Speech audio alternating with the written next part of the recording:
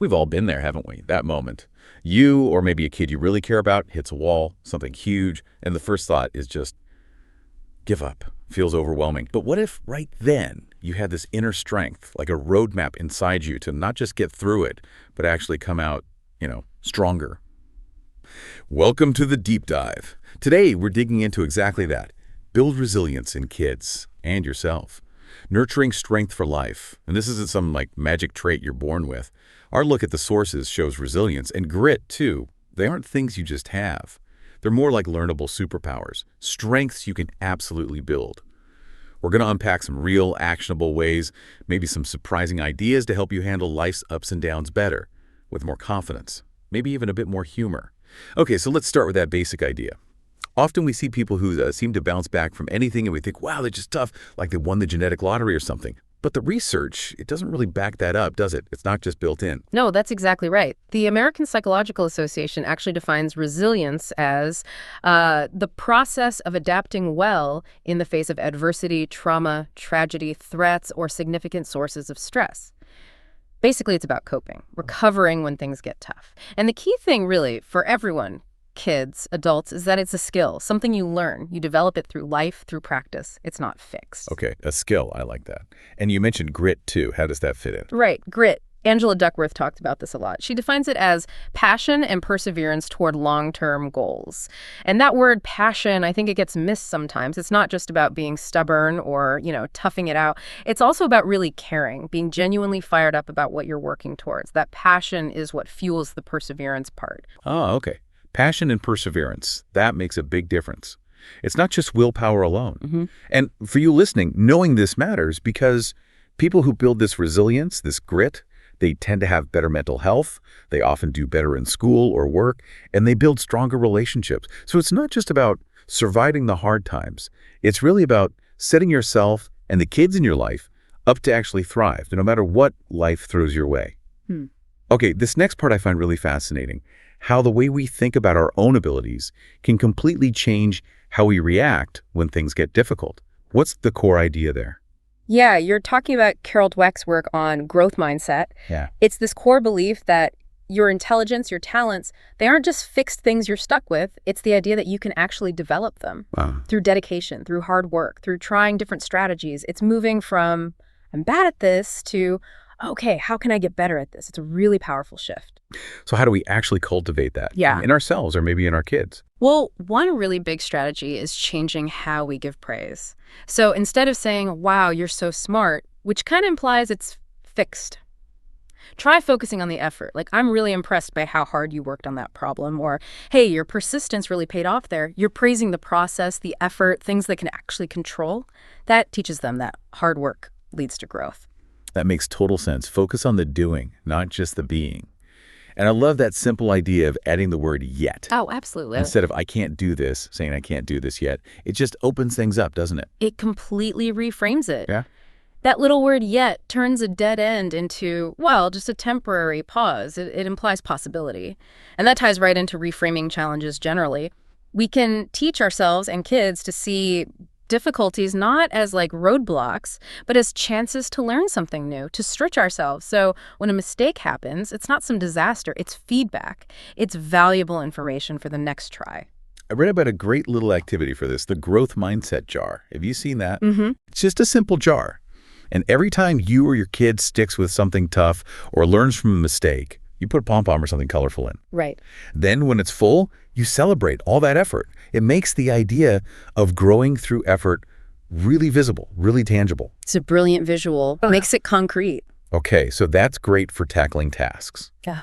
But what about managing the feelings? Those big, messy emotions that come up when things are hard? Right, because you can have the right mindset, but if you're overwhelmed by feelings, it's hard to act. So emotional intelligence is key here, a huge part of resilience. And a good starting point, maybe the most basic, is just labeling feelings, helping kids and ourselves honestly find the words for what's going on inside. So instead of just seeing a meltdown, maybe ask, you seem really frustrated right now. Is that what you're feeling? It gives them a language for it. And it's so important to add that all feelings are okay. It's okay to be mad or sad or scared. They're valid. And also, they're temporary. They won't last forever. That's a crucial reassurance.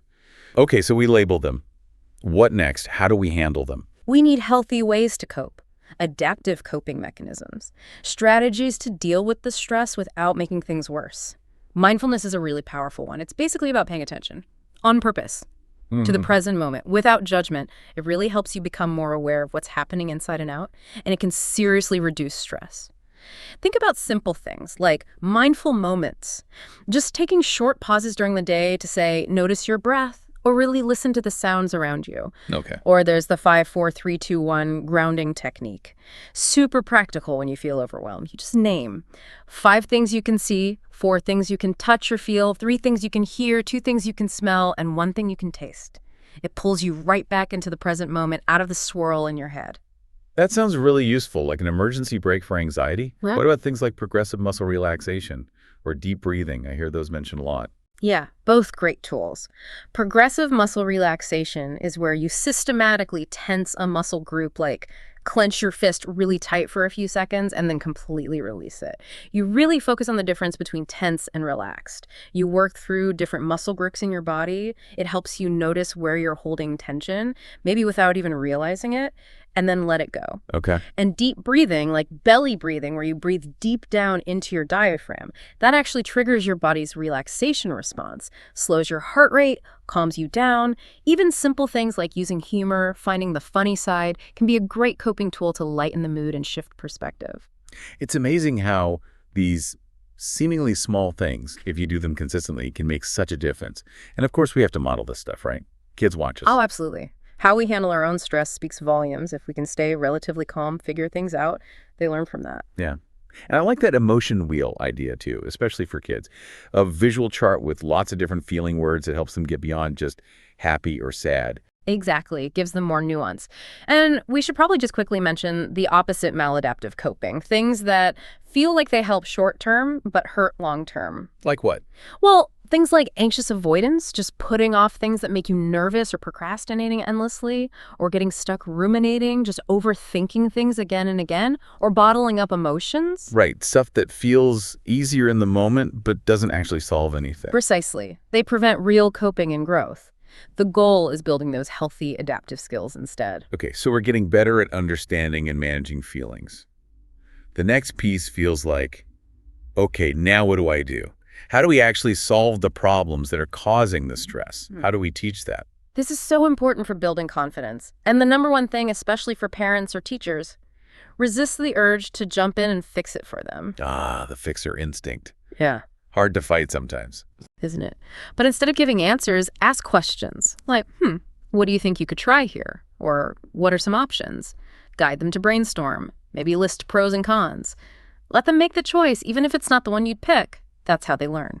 Empowering them to think it through themselves. Exactly. And if a problem feels huge and overwhelming, use the break it down challenge. Help them slice it into smaller, more manageable pieces. A really good question is simply, what's the hardest part for you right now?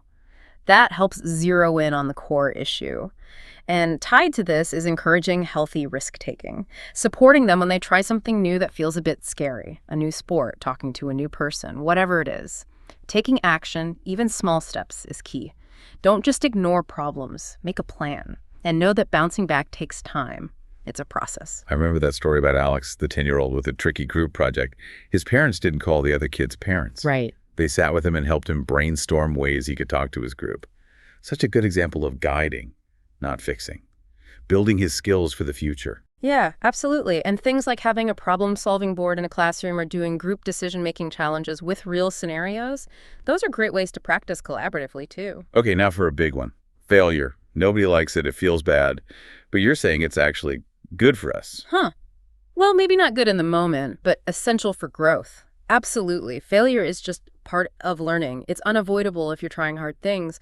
We need to create environments where it's safe to try and fail, where the message is loud and clear. It's okay if that didn't work out. What did you learn? What matters is you tried. Shift the focus from just the result to the effort, the courage, the learning. How do we make that real? How do we practice failing well? There are lots of cool ways. You could have Failure Fridays, a time each week to talk openly about mistakes, what went wrong, and what was learned. No shame, just learning. Or analyze failures from history or science. How did that setback lead to the eventual success? Activities can help too, like art without erasers forces you to adapt, or engineering challenges where things are meant to break so you can rebuild them better. Flopped and fixed science experiments. I like that. Yeah, and probably the most powerful thing, share your own failures. Talk about times you messed up, what you learned. It makes you human, normalizes struggle, and shows resilience in action. And there's so many incredible stories of this, right? Michael Jordan getting cut from his high school team, J.K. Rowling getting rejected over and over, Edison and light bulb, 10,000 ways that won't work. Exactly. Those stories show it's part of the path. You could even do a comic strip learning activity, draw out a personal story of failure leading to success. Makes it very relatable. So we've got mindset, emotions, problem solving, embracing failure. What holds it all together? Yeah. When life gets really hard, what's the anchor? I think it comes down to two things, really. Purpose and relationships. Having strong, positive connections with people is absolutely fundamental to resilience. Knowing you're not alone, that you have support, that's a huge buffer against stress. So making time for quality connection is key. Like that dedicated 15 minutes a day with your child, no phones, just being present, that builds such a strong bond. And it's not just family. No. Definitely not. Encouraging connections with mentors, positive peers, other trusted adults, teachers, coaches, relatives. Remember Sarah dealing with her parents' divorce? Her bond with her grandmother and her soccer coach made a huge difference. They provided stability and support. That makes sense. Connection is crucial. And purpose, how does that fit? Purpose is about having something meaningful to strive for, helping kids and ourselves find goals that genuinely excite them, things they care about. Like the dream board idea for visualizing goals. Exactly. A vision board makes hopes and dreams tangible. It connects what you do each day to where you want to go long term. For older kids or adults, something like grit interviews can be powerful. Have them talk to resilient people they know, grandparents, neighbors, about their long-term goals, the challenges, how they kept going. And share our own stories too. Absolutely. Share your own stories of working hard towards something, facing setbacks, trying again. It normalizes the whole process. Okay, so we've covered a lot of ground. Mindset, emotions, problem solving, failure, purpose, relationships. How do we make it all stick? What's the secret sauce to making these things part of who we are?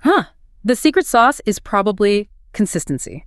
It's not about massive heroic efforts once in a while. It's the small daily habits that build lasting resilience. Consistency really does beat intensity. Angela Duckworth's hard thing rule is a great example of putting this into practice. Remember the parts. Yeah, everyone pick something hard that needs practice. Yeah. You finish what you start for a defined period, like a season or course, and you choose your own hard thing. Right. It builds that muscle of sticking with things, linking passion and perseverance in a practical way. And underpinning all of this, self-care. We absolutely have to talk about that. It is not selfish. It's essential. The foundation. Totally. You can't pour from an empty cup. Prioritizing your own physical and mental health, getting enough sleep, exercise, eating reasonably well, using those stress management tools like mindfulness or deep breathing we talked about. That's what gives you the capacity to be resilient and to support others. Taking care of yourself is taking care of your resilience. And that grit pie exercise sounds really useful too for analyzing obstacles, breaking down the causes, figuring out what's temporary versus permanent, what you can control. Yeah, it's a fantastic tool, especially for older kids or adults. You draw the obstacle as a pie, slices are the causes. Then you analyze each slice. Is this permanent? Is it my fault or external? It helps you see what's temporary and controllable so you can focus your energy there. Moves you from feeling stuck to feeling like you can actually do something. It puts you back in the driver's seat. Exactly.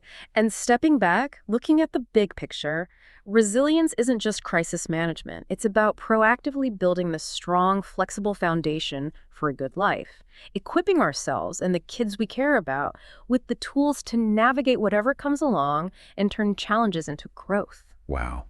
What an important deep dive today. It really boils down to this. Resilience and grit, they're not luck. They're skills. Skills that grow with practice, with the right mindset, and by learning from everything life throws at us, especially the tough stuff.